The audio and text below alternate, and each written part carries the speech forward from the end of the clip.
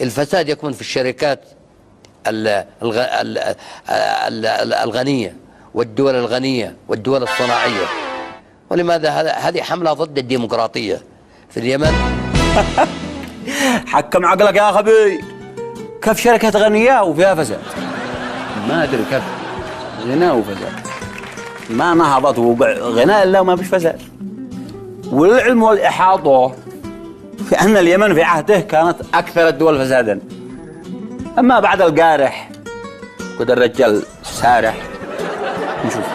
وكان ما يأخذ على النظام السياسي أنه يحمي ويدافع عن الفاسدين، وهذا أول كذبة. سجل عندك. لا توجد أي إجراءات ولا جرح على الإطلاق، لا وجود في سياستنا لاتخاذ أي إجراء إصلاحية. بعد هذا الكلمة نزلت 3 جرع قاتلة. سجل عندك. اللي بعده. سوف نعمل على توزيع الأراضي في المناطق الساحلية والصحراوية للشباب. ممتاز. اللي بعده. سوف يتم خلال الأعوام القادمة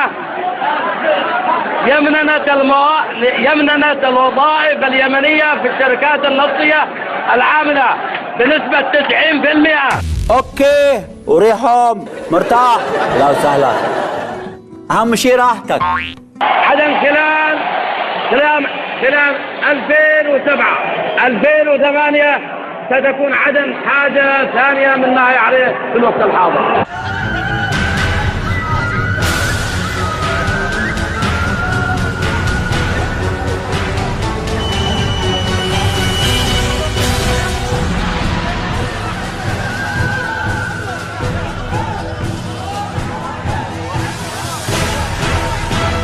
فعلا، والمشروع هذا وصل للضالع ولحج وحضرموت، والفضل كله يرجع لابن اليمن البار القائد الحكيم. وسوف يتم إنشاء استاد رياضي في مدينة سقطرى. له رئيس لجنة التخطيط المالي في المجلس المحلي بمديرية خنفر وأبو بكر صالح. هداف بش بيكي بلغة أهل السودان. قولي وحدي. حكم عقلك حكم عقلك حكم عقلك. واصل يا حقائق وارقام. 2007 2007 و2008 إن شاء الله، وبتكاتف الرجال الأوفياء والمخلصين معنا سوف يتم القضاء تماما على الفقر والقضاء على البطالة.